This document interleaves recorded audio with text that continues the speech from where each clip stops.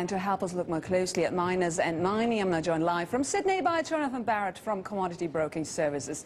A very good morning to you, Jonathan. Good to have you on the show as always.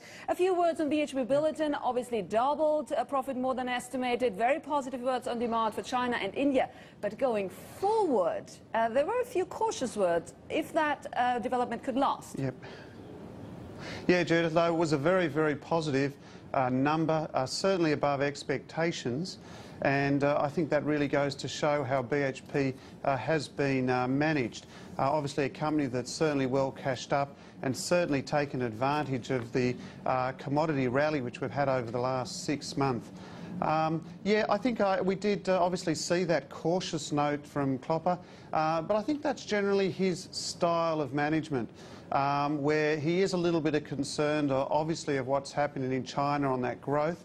Obviously, we had good numbers, but I think more concerned in the material sector, that if in fact we do get those property concerns or something occurring to the property bubble, which some people are calling it in China, and of course that will have an effect on how BHP will trade in the future.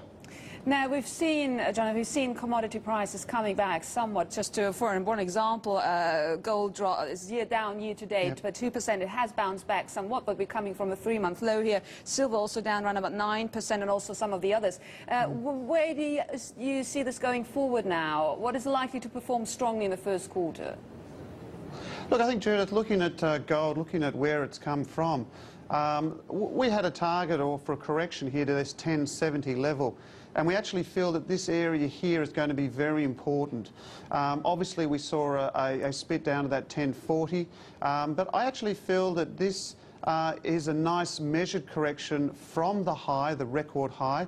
And I actually feel coming into the first quarter that gold will be higher than where it is now. In fact, we actually like gold on any dip or even around this level because we actually feel it'll be back above that 1100 pretty soon.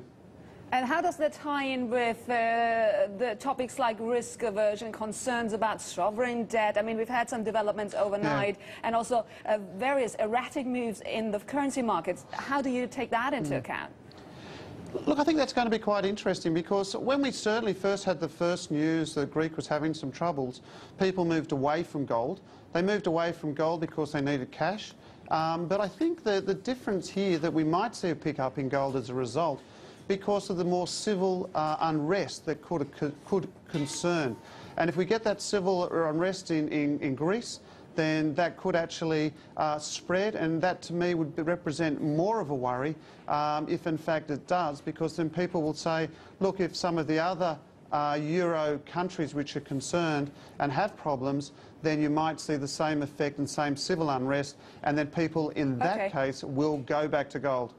Excellent. Thank you so much, Jonathan. We have to leave it there. Jonathan Barratt from Commodity Broking Services. Now.